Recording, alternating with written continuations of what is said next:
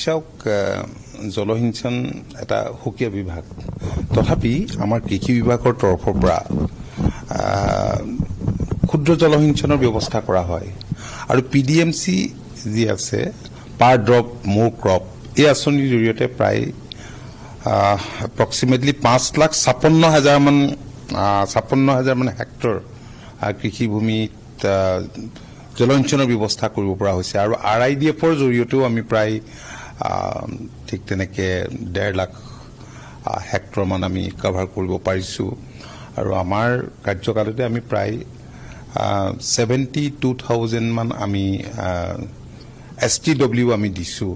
climate change তো আমাৰ কাৰণে এটা ডাঙৰ প্ৰত্যাহ্বান প্ৰত্যেক বছৰ এটো বানপানী হয়ে আজি কি বছৰ মানৰ পৰা লাহে লাহে খৰাং সদৃশ পৰিবেশো আমাক যথেষ্ট কৃষকসকলক ক্ষতি কৰিছে এনে এটা ডটপন বৃহৎ এৰিয়া এটা আছে ইপিনে নাগালেণ্ডৰ পাহাৰৰ কাকাকাকে মৰিগাঁওলৈকে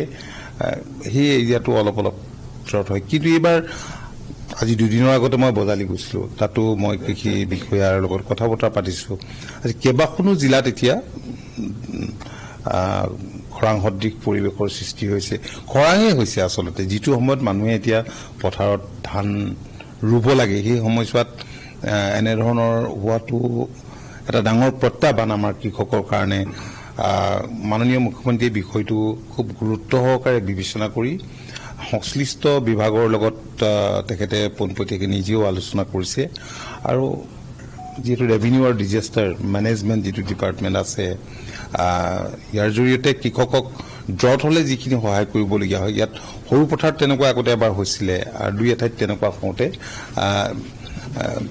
কৃষকক সকাহ দিয়া হৈছিল আৰু অহা কালিলৈ আমি কৃষি বিভাগৰ মাননীয় মন্ত্ৰী শিৱৰাজ সিং চৌহান ডাঙৰ